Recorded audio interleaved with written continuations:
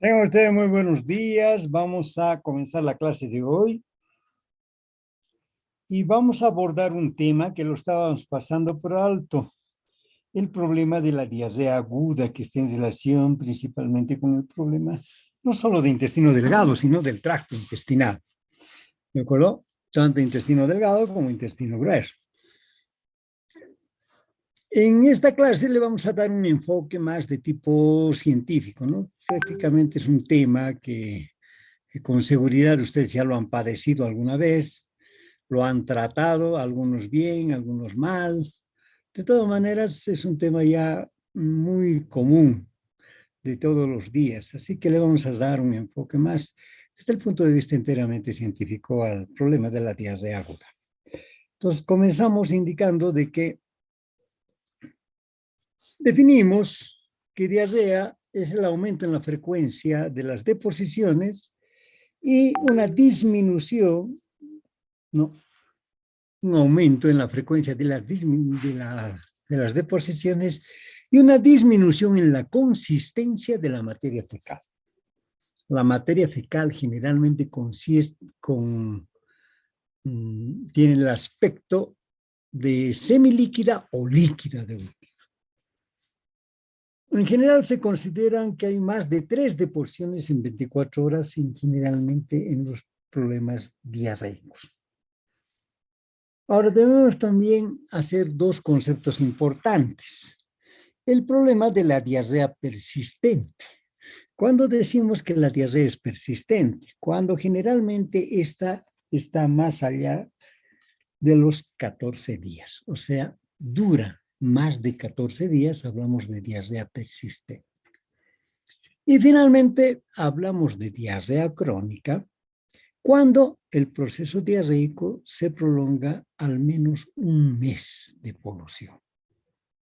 Vean que aquí este problema del cuadro clínico agudo y crónico, en algunas patologías no se aplica lo que generalmente en la gran mayoría de las patologías se aplica, ¿verdad?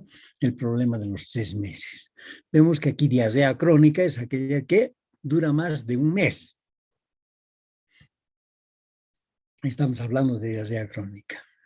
¿De acuerdo? Entonces aquí ya no estamos esperando los 3 meses para juzgar una diarrea crónica, sino un mes, solamente un mes. Clasificación. Dentro del ejercicio profesional de ustedes, dentro de la medicina general que van a practicar posteriormente cuando llegan a egresar de la facultad, va a ser, por ejemplo, estas denominaciones que le dan a la diarrea desde diferentes puntos de vista. Por ejemplo, según la presencia de que haya proceso inflamatorio o no haya proceso inflamatorio. La diarrea puede ser inflamatoria o diarrea no inflamatoria. Esto está principalmente con la sintomatología y los hallazgos en el laboratorio clínico. Según la causa de la enfermedad, ¿cuál es el agente etiológico? Según el agente etiológico, la diarrea aguda puede ser infecciosa o no infecciosa. En general, la diarrea infecciosa se refiere a la diarrea orgánica, porque existe un elemento que está provocando lesión a nivel de la mucosa del intestino delgado o el intestino grueso, que provoca el proceso diarreico. En cambio, la diarrea no infecciosa viene a ser la diarrea funcional o la que obedece a otras causas que no son procesos infecciosos. ¿De acuerdo? Como vamos a ver a continuación, vamos a ver muchas causas de diarrea, en algunos casos funcional, pero en algunos casos que obedecen no a problema infeccioso, sino a otro tipo de patologías. Según su localización, también según su localización, donde esté ubicado la lesión en el intestino delgado, en el intestino grueso, hablamos de diarrea alta, cuando está comprometido generalmente el intestino delgado. Y hablamos de diarrea baja, cuando la lesión está localizada principalmente a nivel del intestino grueso o colon. Todas estas acepciones las van a ustedes observar en los diferentes diagnósticos que van a ver sobre diarrea aguda o diarrea crónica.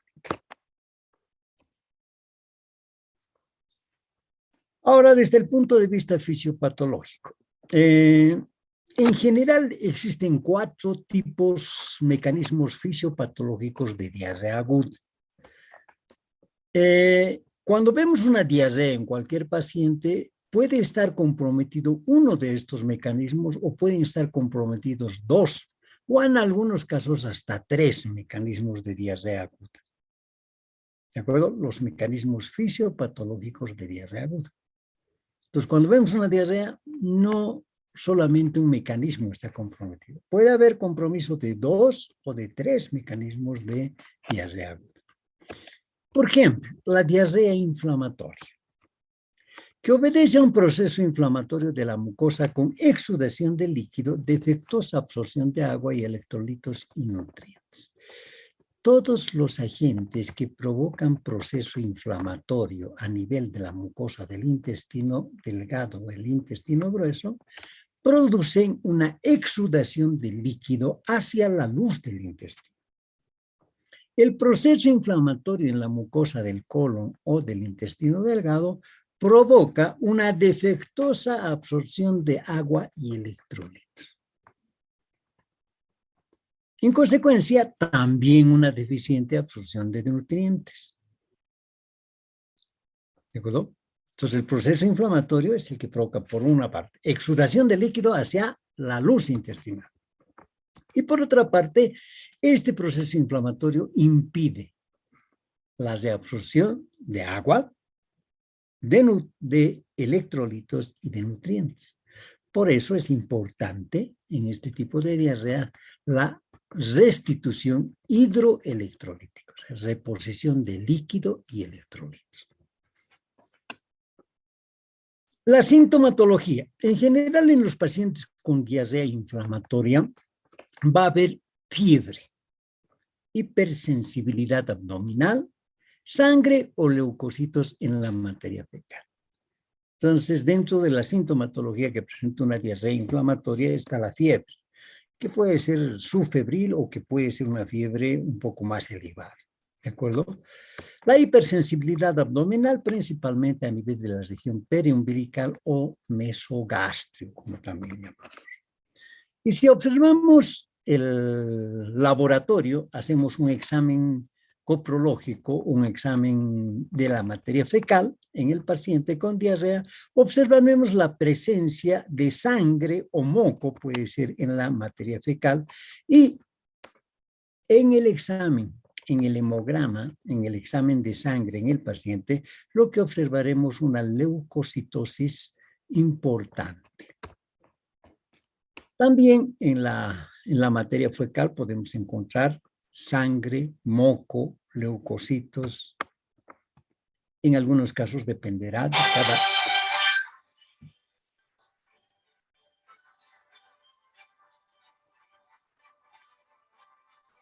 Un momentito, por favor.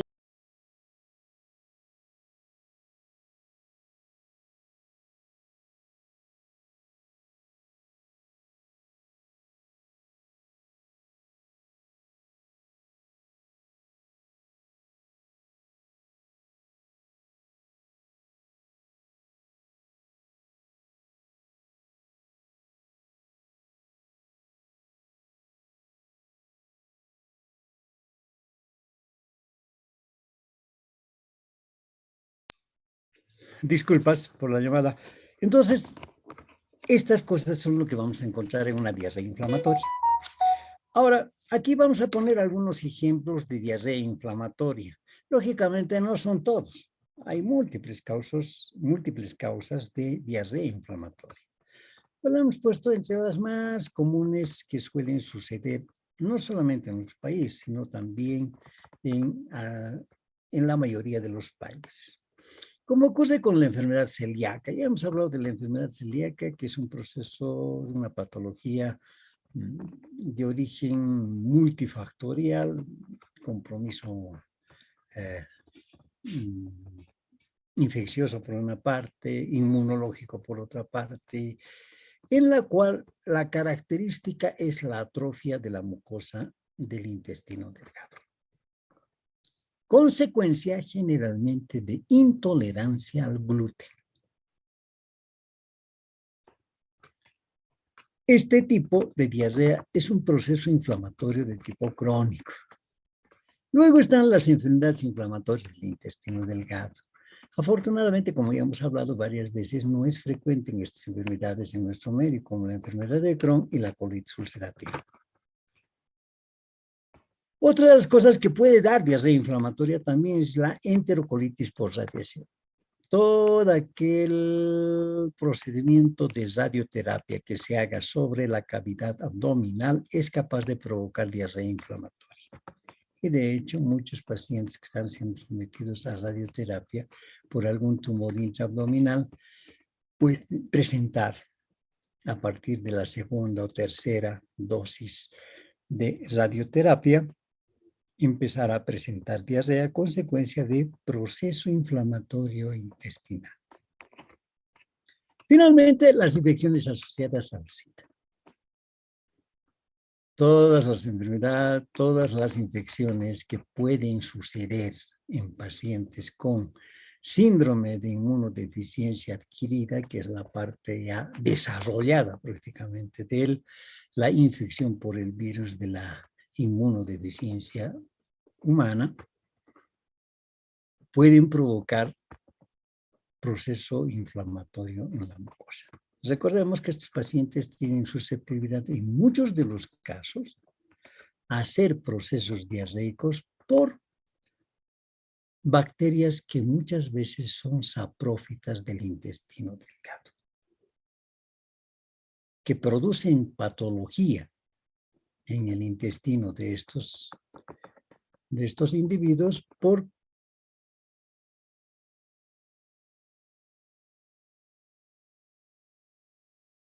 positiva. Estamos poniendo un ejemplo de enfermedad de Crohn. Vean este empastamiento que sucede prácticamente en parte del intestino delgado, como en este caso, ¿verdad? La enfermedad de Crohn abarca prácticamente toda la pared del intestino delgado. Produce un empastamiento y ahí finalmente una estenosis. Muchas veces hay que resecar, lo menos que se pueda, pero hay que resecar esta parte de intestino delgado que estamos viendo aquí, por ejemplo, en la enfermedad de Crohn. Esta parte es la parte de intestino normal. Aquí vemos este empastamiento, no solamente el intestino, sino también del mesenterio. Vean cómo está comprometido también el mesenterio. ¿De acuerdo? Eso es lo característico de la enfermedad de Crohn. Como ya les decía, no es muy frecuente en nuestro medio.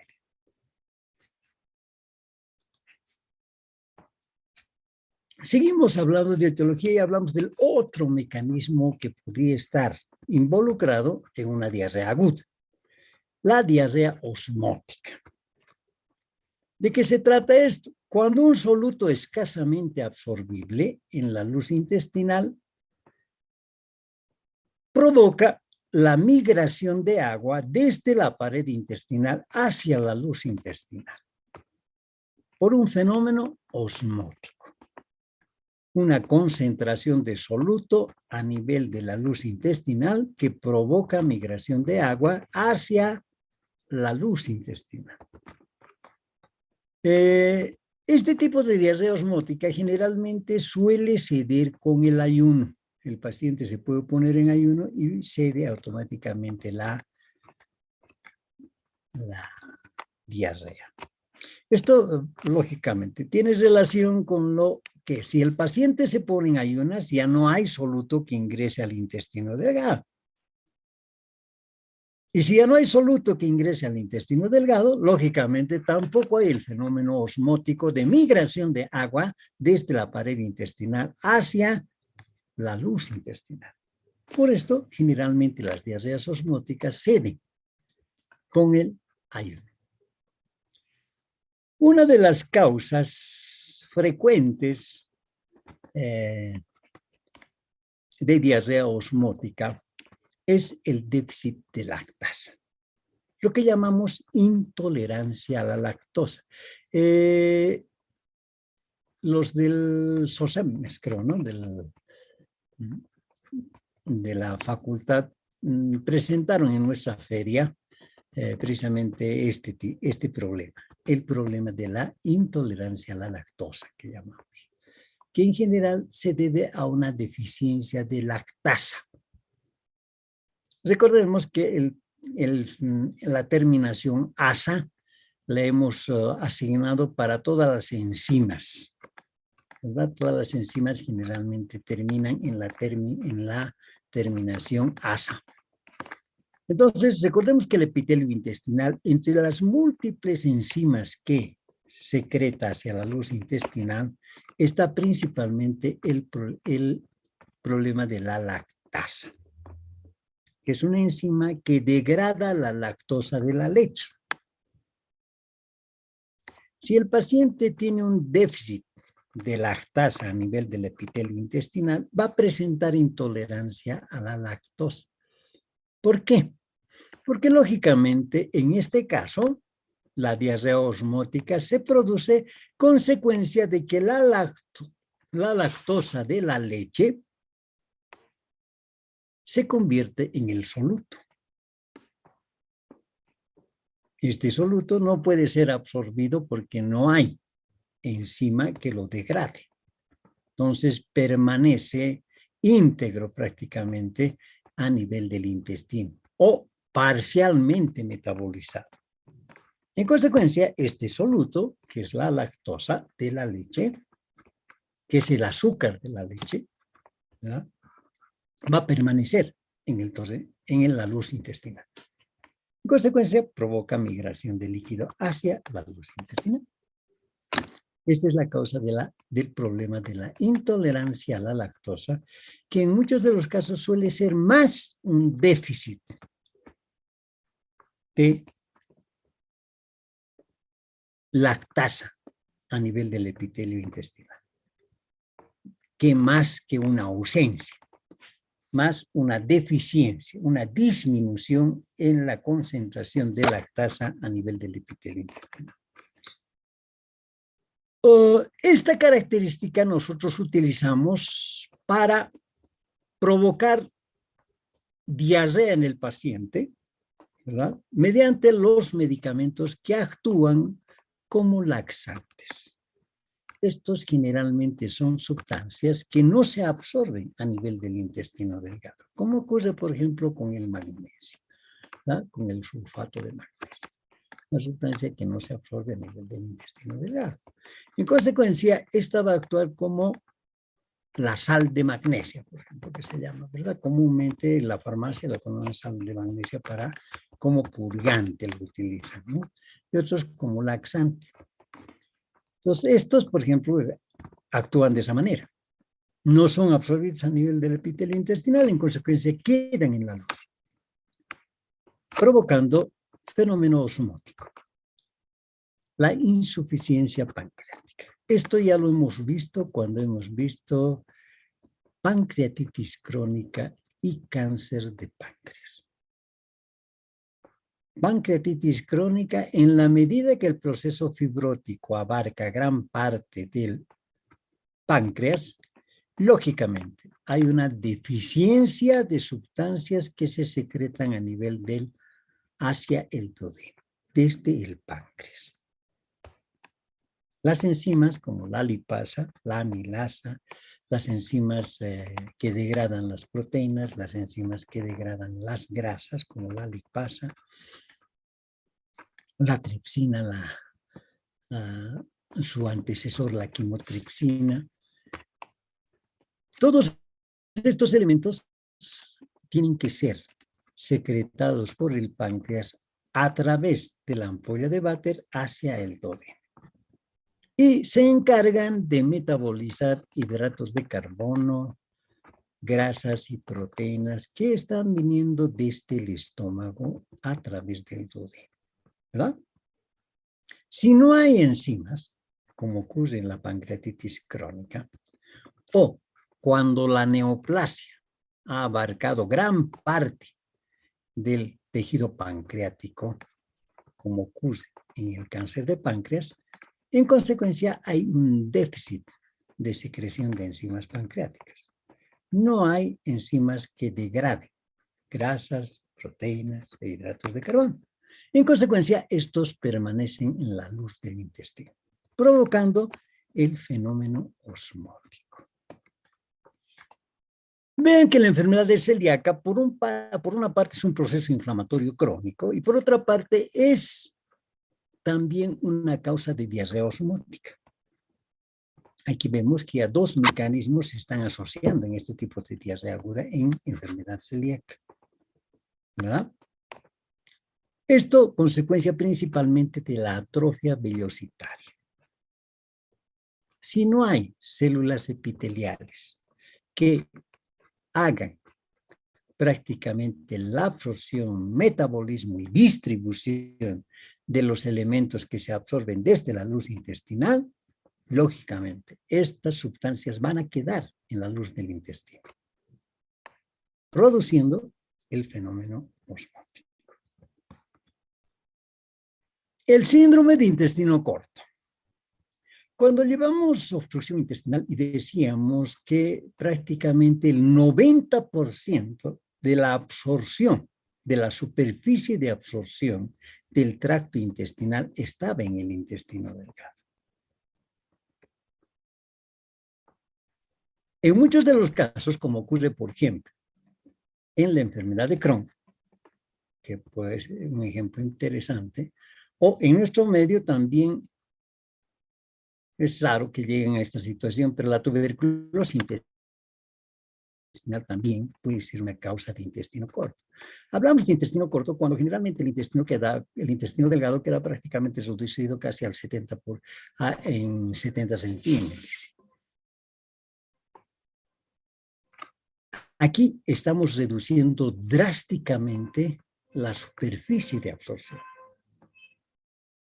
Si reducimos la superficie de absorción, que generalmente es de 6 metros, porque esa es la longitud que tiene el intestino delgado, multipliquen generalmente por el doble, el triple, la superficie de absorción, porque recuerden que las velocidades dentro del intestino, por una parte, no es una superficie lisa, es una superficie con vellosidades. Las vellosidades están cubiertas por células epiteliales. En consecuencia, esto aumenta la superficie de absorción. En el intestino corto, lógicamente, se disminuye la superficie de absorción. Ya no son los 6 metros, aquí son 70 centímetros aproximadamente. En consecuencia, hay una menor superficie de absorción para la absorción de nutrientes, electrolitos, agua, qué sé yo, elementos que pueden estar en la luz del intestino y todos los elementos que el individuo está consumiendo, hidratos de carbono, grasas, proteínas, todos estos elementos en parte son absorbidos, pero en gran parte no son absorbidos. ¿Por qué? Porque la superficie de absorción es mínima. En consecuencia, por esto se produce el proceso del fenómeno osmótico. Finalmente, hay procesos infecciosos o infestaciones que pueden provocar, que pueden utilizar este mecanismo de absorción, este mecanismo de diarrea, como es la diarrea osmótica.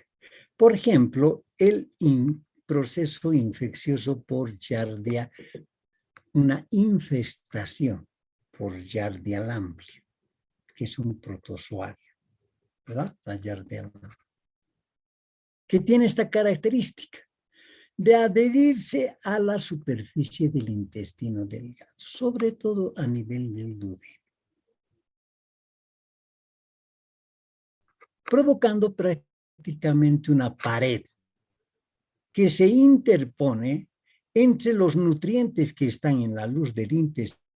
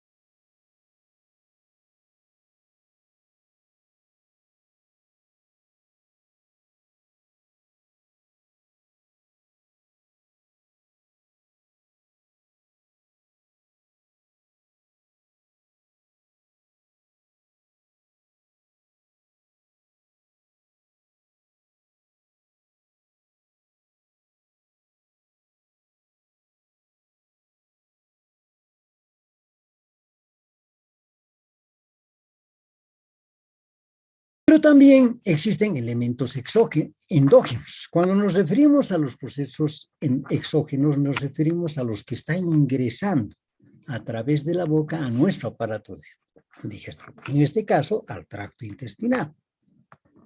Cuando hablamos de endógenos, son sustancias que se producen en el interior del organismo del individuo.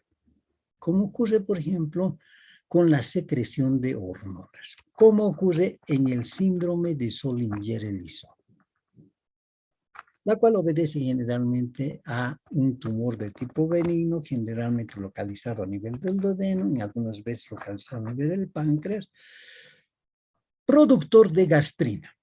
Por esto se lo llama un gastrinoma,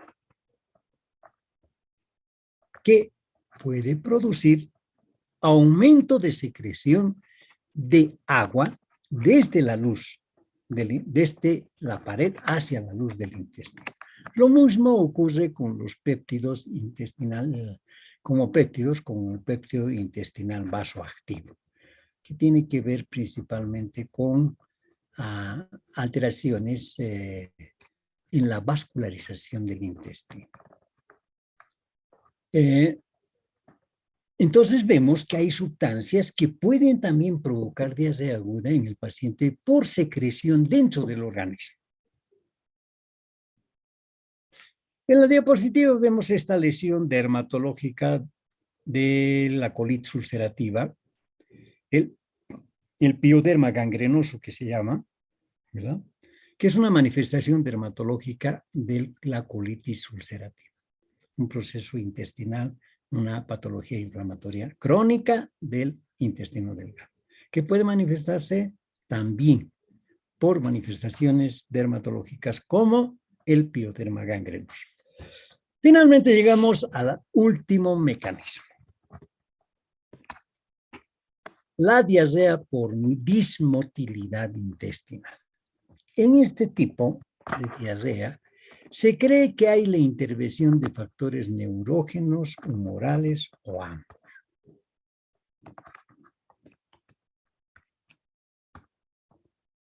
En la diarrea por dismotilidad, en la cual generalmente está alterado el peristaltismo intestinal, consecuencia de alteraciones ya sean neurológicas o ya sean humorales.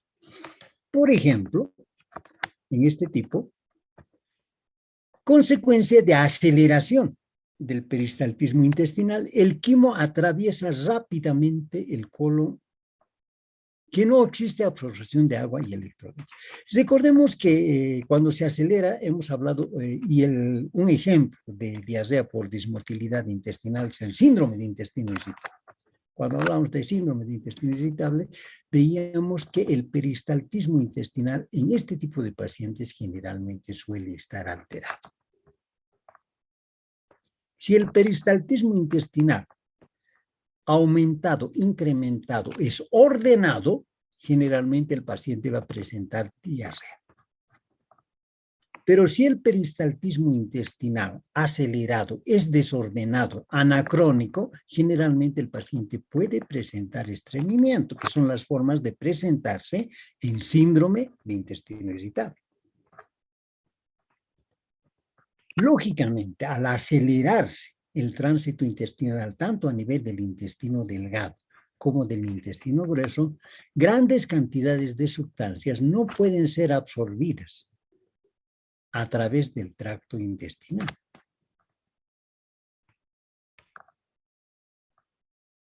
En consecuencia, van a producir diarrea porque grandes cantidades de líquido llegan a través de la válvula iliocecal hacia el colon.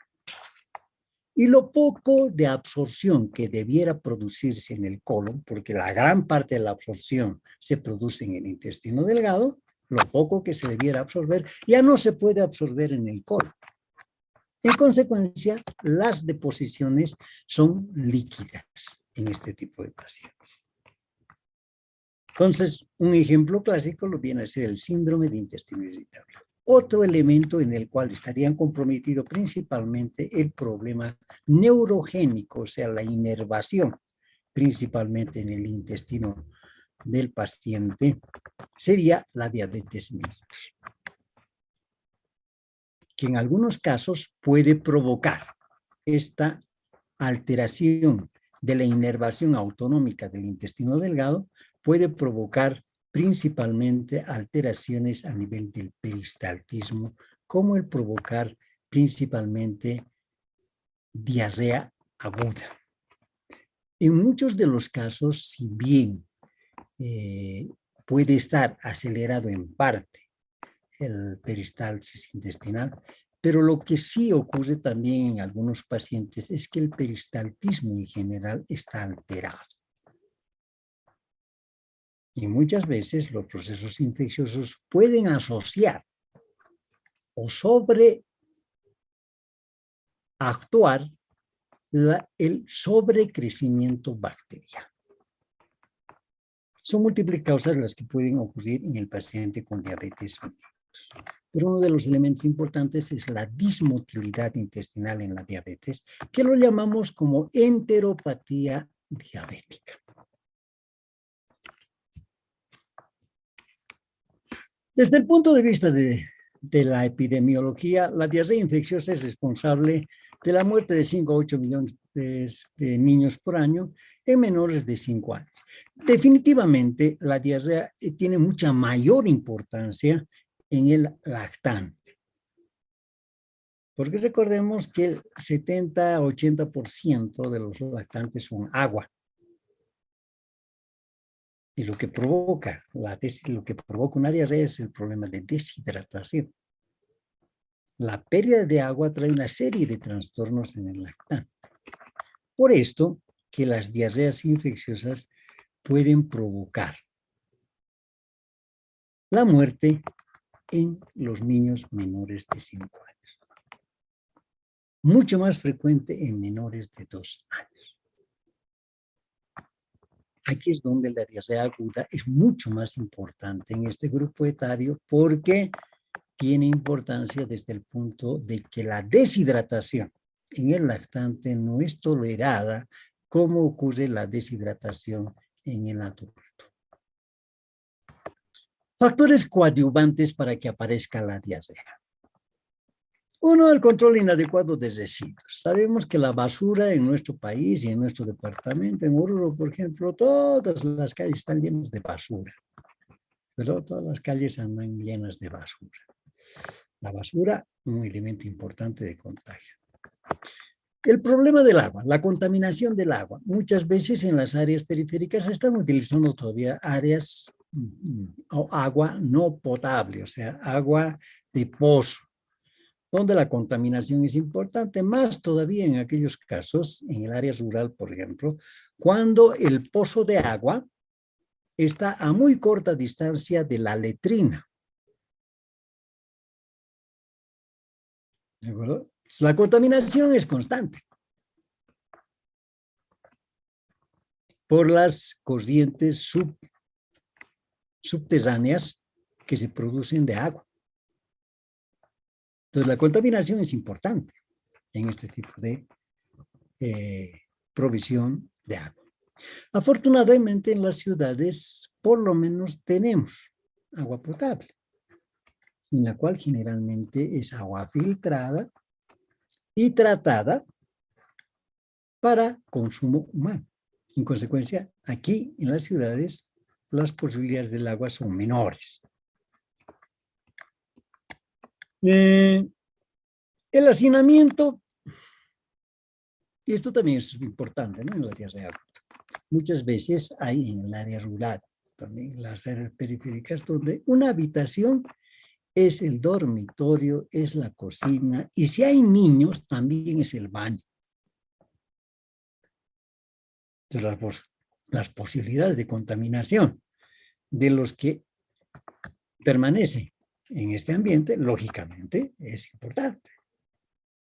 En muchas familias el hacinamiento es importante. Vive el papá, la mamá, los hijos de los hijos, ¿verdad? Entonces el hacinamiento, otro medio importante de contaminación. La higiene personal. Lamentablemente esto de no saberse lavar manos, esto es de mucho depende de la educación, ¿verdad? De no lavarse las manos después de entrar al baño, después de defecar, ¿verdad? Peor todavía en las áreas rurales, donde la gente generalmente utiliza lo que está a su alrededor para hacerse el aseo de la región anal después de la defecación, ¿verdad? La contaminación de la mano es importante y si no se lava, lógicamente ahí está el medio importante de contaminación. La pobreza lamentablemente asociada a la falta de educación es un medio importante, ¿verdad? La pobreza generalmente va asociada en muchos de los casos, no en todos, pero en muchos de los casos va asociada a un déficit en educación, en nivel cultural. Pues esto, lógicamente, si el individuo no sabe que tiene que lavarse las manos después de entrar al baño, no lo va a hacer, ¿verdad? Entonces, la educación es importante. Falta de acceso a asistencia sanitaria. Bueno, aquellos pacientes que ya están contaminados, lógicamente, no tenemos una organización sanitaria como la que existe, por ejemplo, en los países vecinos, ¿verdad? La accesibilidad a la asistencia sanitaria no es la misma que la que ocurre en los países vecinos. Si esto ocurre en la ciudad, ya pueden imaginarse cómo es en el área rural. Como hemos dicho, la falta de educación. La transmisión más importante para el problema de la diarrea aguda es el problema de la transmisión oral fecal. Materia fecal que llega a la boca por diferentes medios. Agua contaminada, alimentos contaminados, manos contaminadas, múltiples causas que hacen la transmisión oral fecal. Aquí un huevo de Ascaris lumbricoides, característico. Bueno, de etiología. Ahora hablamos de diarrea aguda. ¿Quiénes pueden producir? La diarrea aguda puede ser producida por virus, por bacterias y por parásitos. Dentro de los virus están los rotavirus, como un elemento importante, sobre todo en los pacientes menores de 5 años y sobre todo en los menores de 2 años. Se ha podido identificar que este virus es el más frecuente en las diarreas agudas de los lactantes.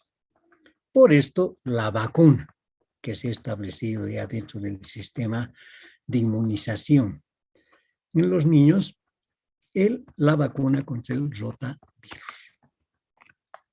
Dentro de los otros virus están los otros enterovirus, como el Norwalk, también que puede producir alteraciones principalmente a nivel del intestino delgado. Bacterias. Existen múltiples bacterias productoras de diarrea aguda, entre las más frecuentes en nuestro medio. Está la salmonela, la shigella, el estafilococo y la Escherichia coli. Hubo una temporada en la cual atravesamos afortunadamente una epidemia que no se convirtió en pandemia, pero una epidemia, el problema del Vibrio cholerae que producía el cólera. Afortunadamente logró controlarse aquella epidemia y no se expandió. Pero en determinado momento fue un momento de preocupación para todo el sistema sanitario el problema de la infección por Vibrio cholerae, el clásico cólera, que todavía deben quedar en algunos hospitales, como recuerdo aquellas camas que tienen un orificio en la parte central de la cama, porque el paciente prácticamente no alcanza a ir al baño. Muchas veces el paciente se hace en la cama, o sea, hay que poner un balde por debajo de la cama y es donde se producían las deposiciones. El paciente generalmente fallecía por deshidratación. Las deposiciones en el cólera son frecuentes y abundantes. Entonces, la deshidratación es importantísima en el paciente con cólera. Otro elemento, los estafilococos. Los estafilococos están muy frecuentemente como causa de diarrea aguda en la contaminación de los alimentos, sobre todo en la denominada intoxicación alimentaria. Si bien hay otros gérmenes que también pueden producir intoxicación alimentaria porque se ingiere alimentos contaminados en los cuales ya existe una carga bacteriana por una parte y esta carga bacteriana ya ha producido toxinas y todo esto se ingiere. Entonces, esto es lo que va a provocar prácticamente alteraciones, principalmente, no solamente locales a nivel intestinal como diarrea aguda, sino también síntomas generales como ser náuseas, vómitos, fiebre y demás sintomatología. Lo mismo ocurre con la Escherichia coli. Recordemos que la Escherichia coli tiene múltiples géneros, podríamos decir, la Escherichia coli enterotoxigénica, la Escherichia coli enteropatógena y la Escherichia coli enteroinvasiva. Todos estos tipos de Escherichia coli los vemos en nuestros medios como causa importante de diarrea aguda. Finalmente están los parásitos. Existen múltiples parásitos que producen generalmente diarrea aguda intermitente.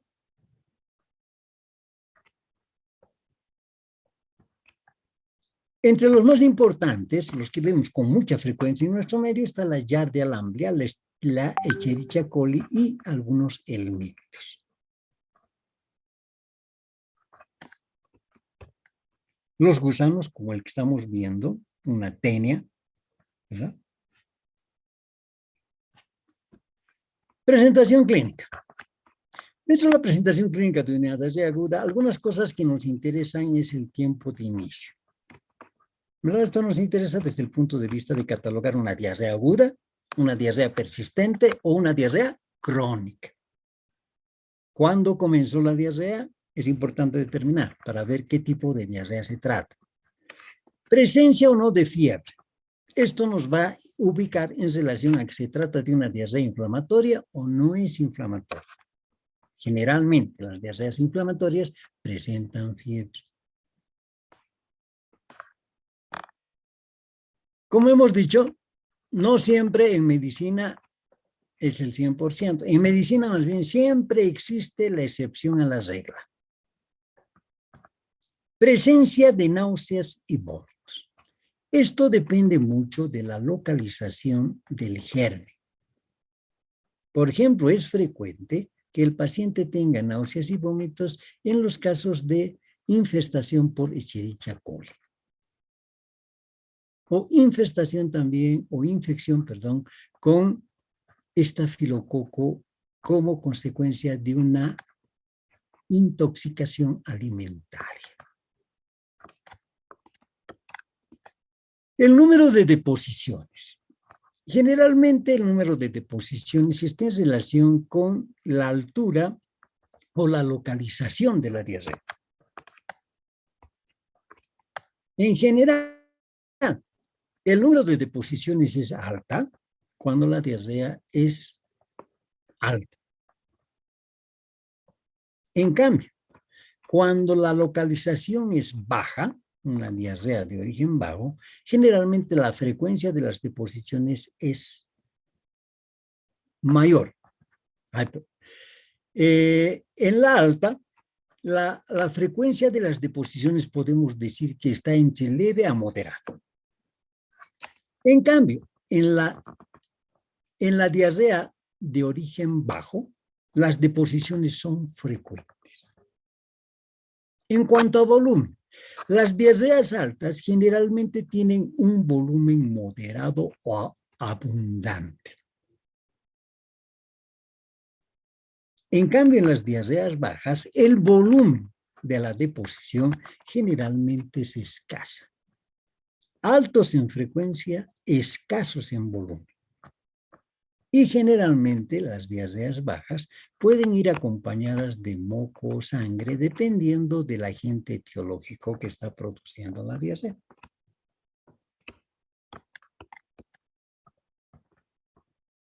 Pujo y tener. El pujo o tenesmo es característico de diarrea baja. En estos casos, generalmente lo que está afectado es la parte distal del colon, generalmente el recto o la proximidad del signo. Por esto, generalmente el paciente tiene sensación de pujo y tenesmo.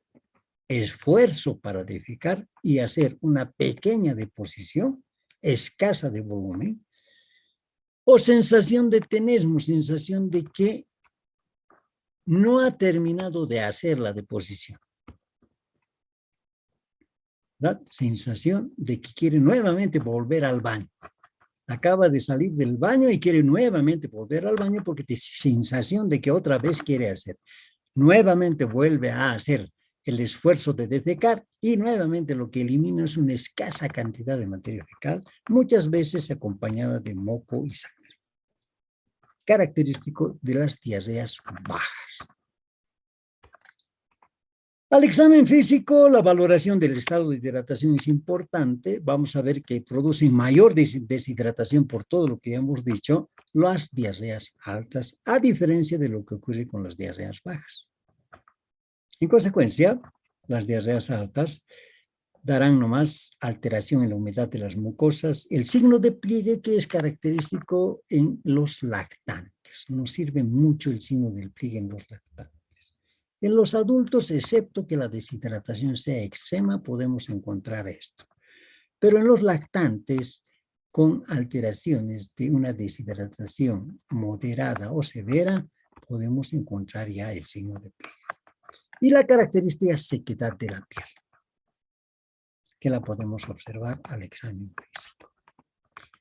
El dolor abdominal generalmente suele estar localizado cuando hay compromiso de intestino delgado a nivel del mesogastrio. En cambio, cuando está comprometido el intestino grueso, generalmente el dolor suele estar localizado en hemiabdomen inferior.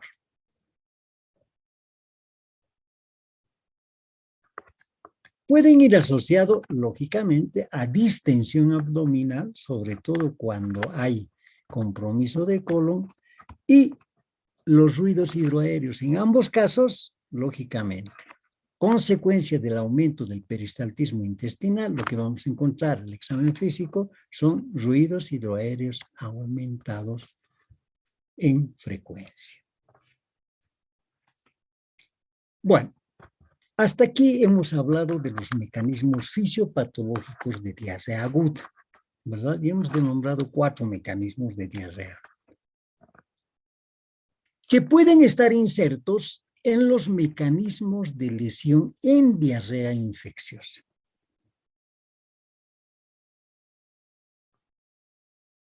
En este caso, no hay un solo mecanismo fisiopatológico en diarrea infecciosa. Pueden estar insertos prácticamente varios mecanismos fisiopatológicos de diarrea. Entonces, analizamos cuáles ahora son los mecanismos de lesión que hacen los agentes infecciosos a nivel intestinal. Y en general son 2 los mecanismos por los cuales provocan alteraciones a nivel del intestino los agentes infecciosos. 1, la adhesividad a las vellosidades. Esta adhesividad a las vellosidades del intestino del agente infeccioso provoca alteración en la adherencia incrementa la eficacia de las neurotoxinas, pérdida de superficie de absorción. La Escherichia coli enterotoxigénica, por ejemplo, que la pongamos como ejemplo, por una parte se adhiere a la superficie de la mucosa del intestino, se adhiere al epitelio intestinal. Esta adherencia al epitelio intestinal hace que la bacteria pueda liberar hacia el torrente sanguíneo y sea absorbida prácticamente por el epitelio intestinal hacia el torrente sanguíneo de una serie de neurotoxinas. Entonces, la adhesividad a las vellosidades, como ocurre con la Escherichia coli enterotoxigénica, por una parte, provoca este mecanismo, podríamos decir, esta acción mecánica de adherencia que interfiere con la absorción de nutrientes desde la luz intestinal. Y por otra parte, esta adherencia al epitelio le permite a la bacteria introducir en el epitelio intestinal y posteriormente ser absorbido por el epitelio intestinal una serie de toxinas que produce la bacteria.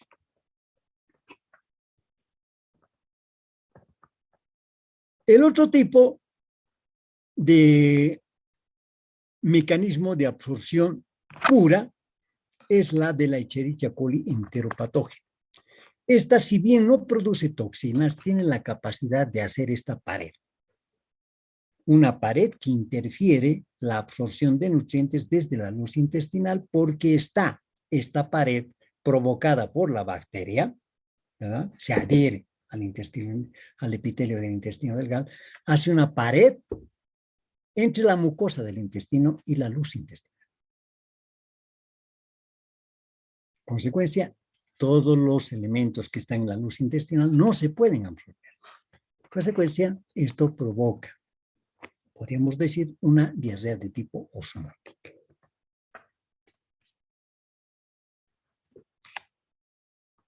Hasta aquí hemos visto el mecanismo de adhesividad a las vellosidades. Estos elementos se adhieren a las vellosidades, pueden introducir sus toxinas, estas bacterias, a nivel de la absorción que se produce en el epitelio intestinal y pasar al sistema, provocar un proceso sistémico, ya con síntomas sistémicos como el problema de la fiebre, los vómitos, malestar general, ¿verdad? En cambio, el otro mecanismo que utilizan los elementos, los gérmenes, es el de la invasión de la mucosa. En el otro mecanismo solamente se adhería. En este mecanismo no solamente que se adhieren, sino empiezan a invadir la mucosa del intestino delgado. Invaden las células epiteliales, donde se produce la multiplicación bacteriana, lo que provoca respuesta inflamatoria y finalmente muerte celular. Muchas veces pueden producir puntos necróticos a nivel del intestino delgado, principalmente localizados en la mucosa del intestino delgado. Este tipo de mecanismo de lesión en diarrea infecciosa la utiliza, por ejemplo, la Shigella. Recordemos, el género Shigella tiene 3 familias, ¿verdad? La Shigella disenterae, la Shigella bovidii y la Shigella sonnei. La más frecuente, la que identificamos en nuestro medio, por ejemplo, es la Flexneria, es la más frecuente. Esta bacteria, por una parte, produce enterotoxinas.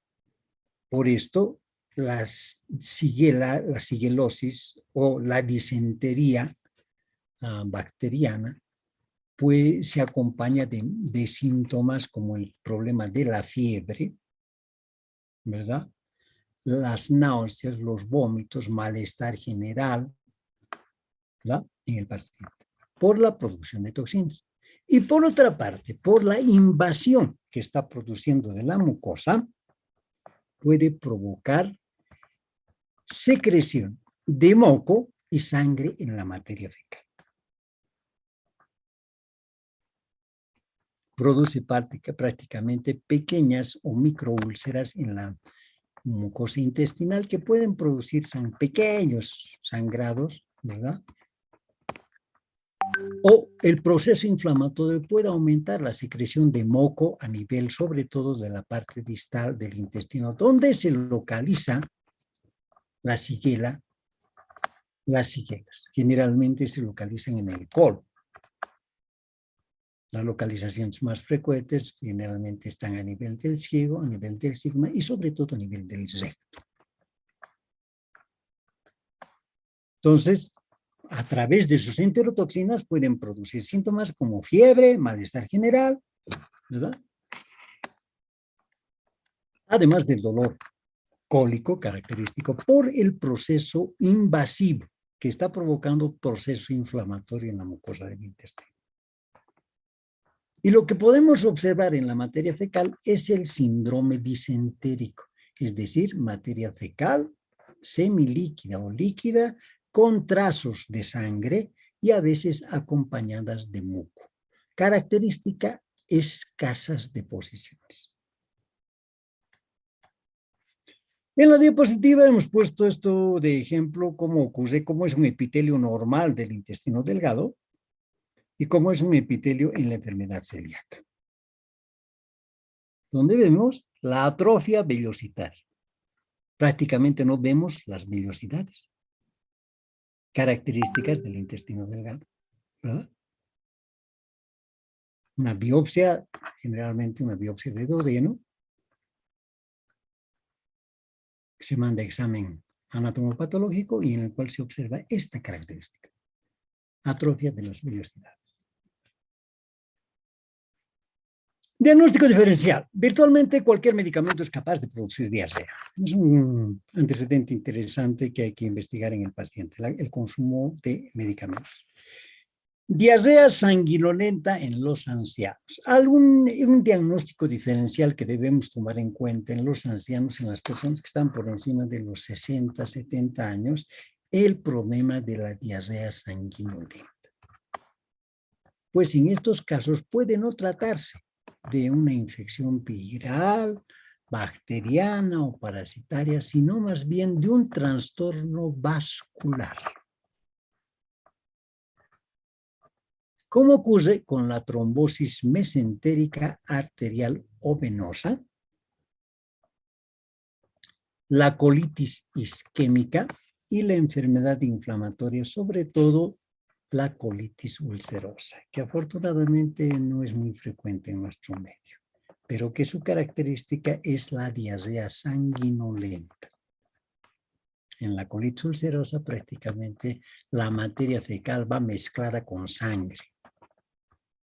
Son deposiciones generalmente semilíquidas, pero que la materia fecal va perfectamente, homogénicamente mezclada con sangre. Lo mismo ocurre con la colitis isquémica o la trombosis mesentérica, que son dos fenómenos consecuencia de alteración principalmente a nivel del sistema vascular intestinal. Entonces, situaciones especiales en las cuales en los ancianos hay que hacer un diagnóstico diferencial de que la causa puede no ser un agente externo, sino un trastorno vascular. Como estamos viendo aquí, por ejemplo, en una colitis isquémica, en la cual los coágulos están presentes en todo el sistema arterial.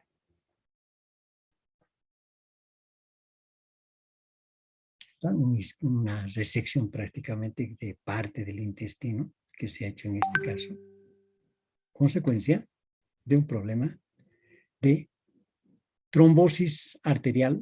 En este caso vemos todavía los trombos que estamos observando en el sistema arterial, que van a producir necrosis prácticamente del intestino.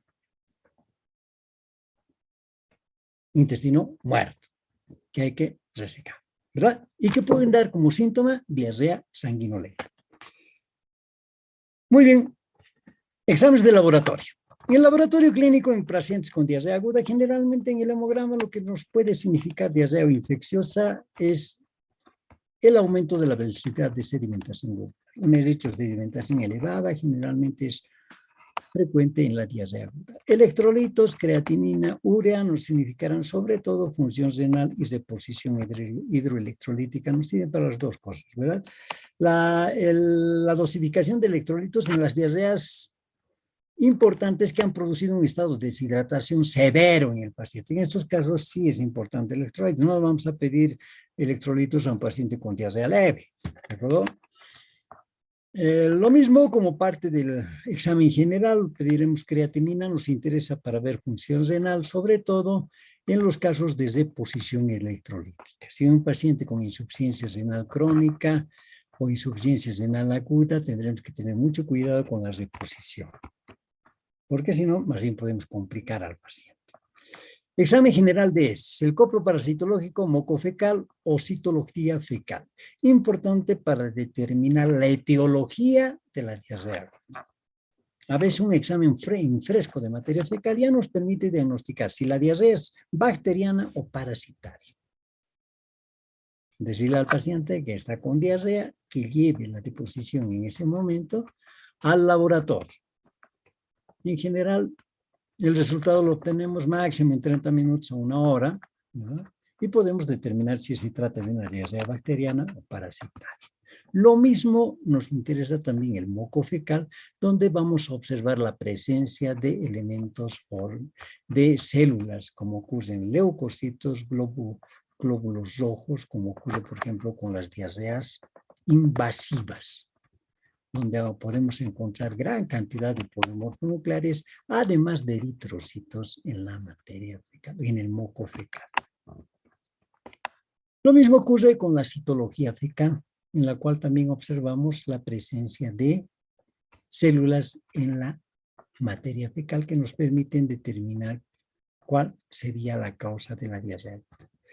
El coprocultivo es la tipificación y el antibiograma sin cubierta antibiótica, solo en cuadros severos o pacientes inmunodeprimidos.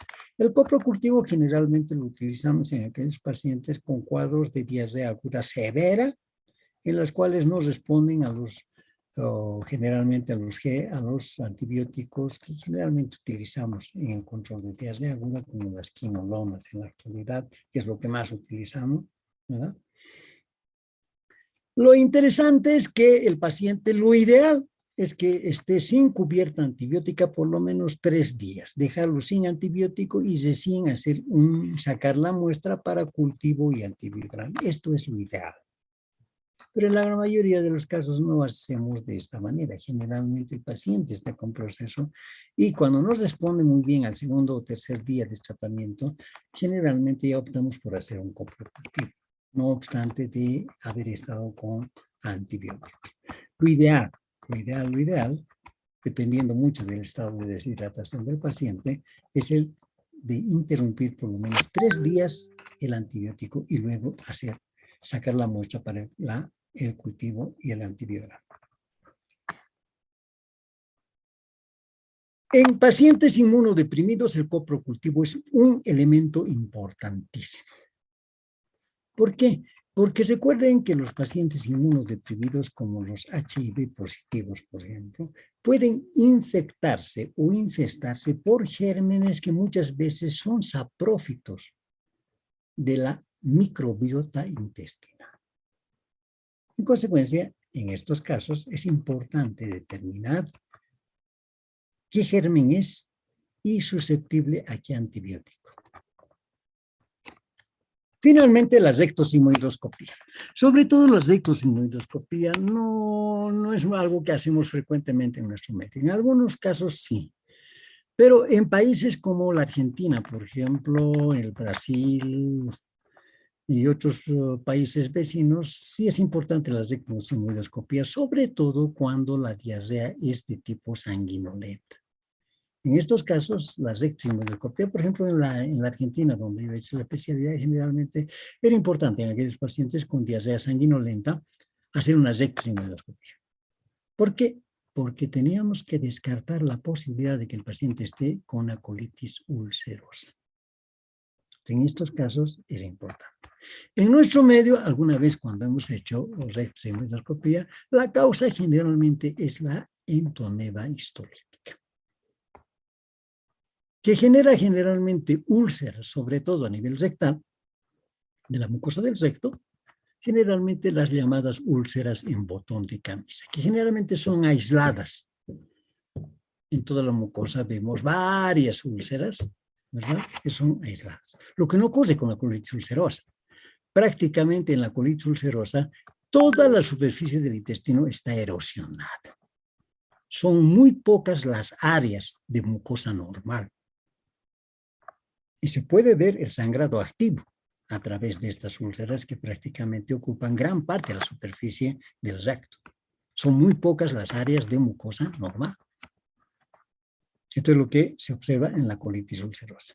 Lo que observamos en nuestro medio generalmente, alguna vez me ha tocado ver en algunos pacientes con sangrado importante, úlceras, generalmente de tipo provocados por entomeba histórica. Lógicamente, la rectosigmoidoscopía generalmente la hacemos sin preparación. No es necesario prepararlo al paciente, lo debemos hacer prácticamente en cualquier momento, se lo puede hacer para ver precisamente las lesiones en vivo y en directo. En algunos casos, en los cuales haya sospecha no solo de lesión benigna, sino también de una probable lesión maligna, sería importante el cepillado o la biopsia de última de la lesión, para descartar si no se trata de una patología de otro tipo, una patología maligna de descartar, sobre todo cuando hay lesiones ulcerativas en el intestino. Tratamiento. La dieta. El ayuno no es necesario, la deposición de líquidos y electrolitos, ya sea oral o parenteral, ¿verdad? La dieta generalmente, excepto que el paciente esté con muchos vómitos, tal vez lo que yo generalmente se aconseja, lo que hacía generalmente es reponerlo al paciente por unas 4 horas en NPO, porque los vómitos son frecuentes. En consecuencia, darle alimentación a un paciente que está vomitando no es adecuado, va a seguir vomitando. En general, por unas 4 horas de dieta en NPO y después una dieta que puede ser líquida o puede ser dieta blanda, dependiendo de cada caso.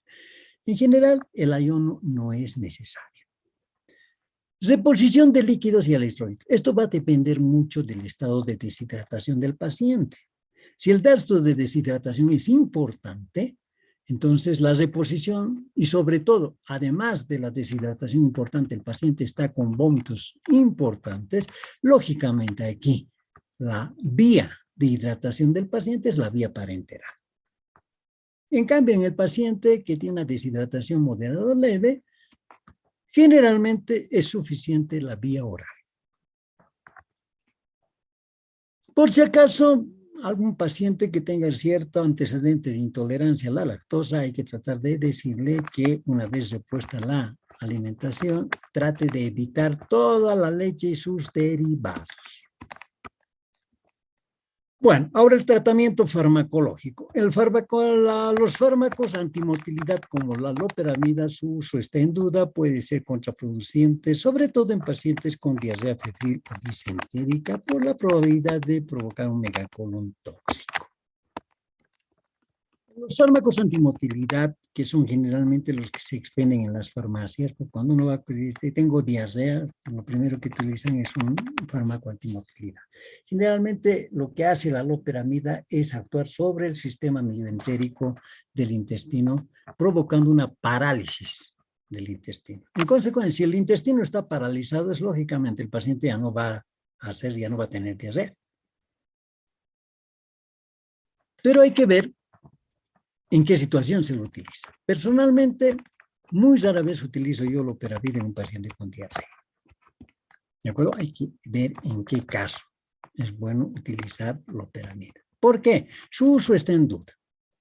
Suele ser contraproducente utilizar loperamida en el paciente que tiene fiebre o en el paciente que tiene disentería.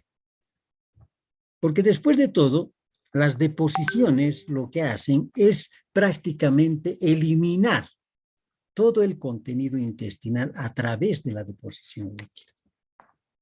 Y con esto, además de estar eliminando elementos importantes como agua, electrolitos, nutrientes, la diarrea, también está eliminando el contenido o la sobrecarga bacteriana que estuviera a nivel del intestino. En el caso de la disentería, por ejemplo, una sigelosis, en el paciente una disentería basilar, como también la llamamos,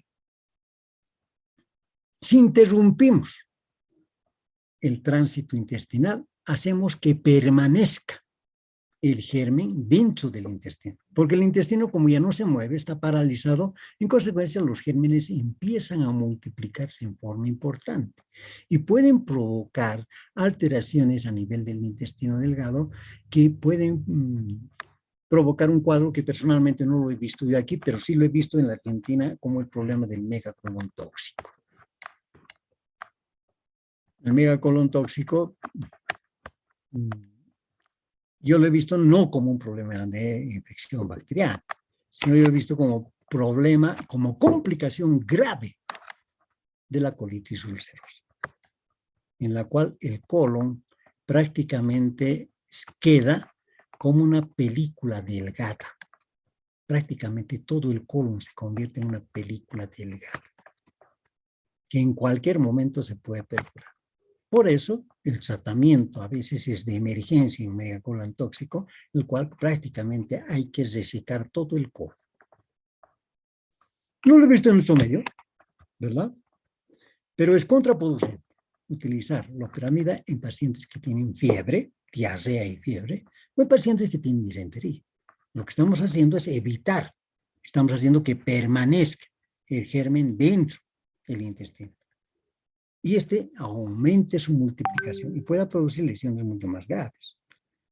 Esta es la causa por la cual su uso está en duda, el asunto de la loperamida.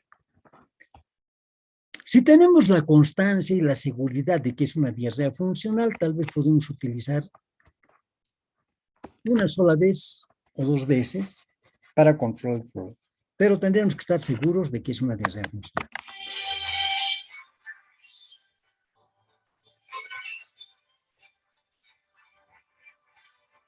Un momentito, voy a ver.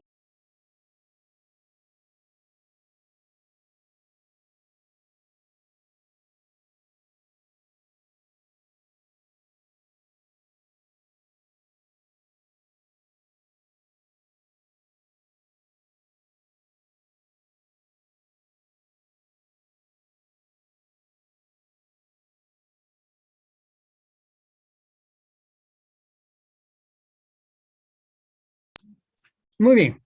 Entonces, lo que más utilizamos son los antiespasmódicos. Por una parte, los antiespasmódicos nos permiten controlar el dolor y por otra parte, nos permiten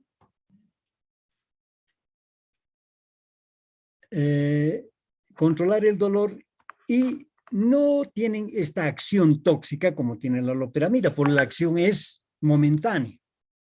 Un antiespasmódico generalmente tiene 6 a 8 horas por la farmacocinética del medicamento, generalmente 6 a 8 horas va a tener de acción. Después desaparece la acción. Cabe con la loperamida no, más si la han utilizado en varias dosis. Antibióticos. La utilización de antibióticos está en relación con el efecto tóxico infeccioso importante. Pacientes que tienen fiebre, pacientes que tienen deposiciones líquidas con moco o con sangre, dolor abdominal intenso, o sea, un proceso tóxico infeccioso con náuseas, vómitos, malestar general, en el cual es necesario utilizar antibióticos. Lo que más utilizamos en la actualidad, hasta hace tiempo era, y algunos todavía lo siguen utilizando, son el cotrimoxazol, ¿verdad? Las sulfas, que en la actualidad han sido prácticamente ya superadas por las quinolones de tercera generación, como la ciprofloxacina. La ciprofloxacina en dosis de 500 miligramos cada 12 horas, generalmente lo que más utilizamos, asociados a un antiespasmódico, generalmente por razón necesaria. Tampoco le ponemos un antiespasmódico de decirle, bueno, a ver, cómprese 12 comprimidos de antiespasmódico y tome todos los días, no es necesario. ¿De acuerdo? Siempre la dosificación es por razón necesaria. Si le duele, toma. Si no le duele, después de haber comenzado el tratamiento con antibióticos, ya no es necesario los antiespasmódicos. Los probióticos. En casi todas las diarreas, y más en las diarreas que han durado un poco, es importante la utilización de probióticos, porque toda diarrea modifica el equilibrio de la microbiota intestinal. Y los que más se eliminan generalmente son los lactobacilos, que son generalmente elementos o bacterias que nos permiten mantener el equilibrio entre toda la microbiota que está a nivel, sobre todo de la parte distal del intestino delgado y el intestino grueso. Entonces, los probióticos regulan el desarrollo bacteriano por una parte intestinal, porque hacen ese equilibrio, permitir que prácticamente constantemente hay un equilibrio, por una parte. Por otra, aumentan la inmunidad, mejoran la resistencia y por consecuencia aumentan la inmunidad, ¿verdad? Recordemos que gran parte del proceso, o podemos decir gran parte de las armas inmunológicas están precisamente en el intestino delgado. Al restituir el equilibrio de la flora bacteriana, restituimos las funciones inmunológicas del sistema inmunológico, que está localizado principalmente a nivel del intestino delgado. Entonces, aumentamos la inmunidad. Si aumentamos la inmunidad, aumentamos la mejora a la resistencia a la infección. ¿Verdad? Importante entonces los probióticos, que tenemos varios en nuestro medio, ¿verdad? Como parte del tratamiento, sobre todo, aunque ahora los laboratorios nos dicen que podemos utilizar los probióticos junto con antibióticos. Puede ser, pero en general es más adecuado utilizar los probióticos una vez que el paciente ya está con muy pocas deposiciones, ya está mucho mejor. Aquí comenzamos los probióticos. Muy bien, creo que ahí terminamos.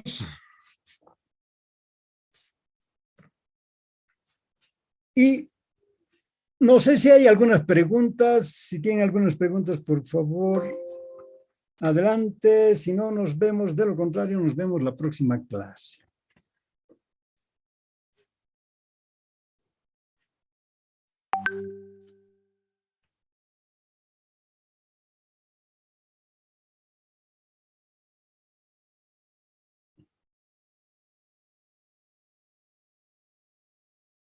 Muy bien, parece que no hay ninguna pregunta.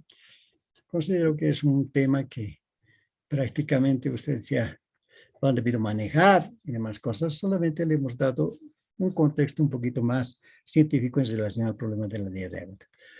Muy bien, muchachos, señoritas, señoras y caballeros, tengan ustedes muy buenos días. Como siempre, cuídense y nos vemos la próxima clase.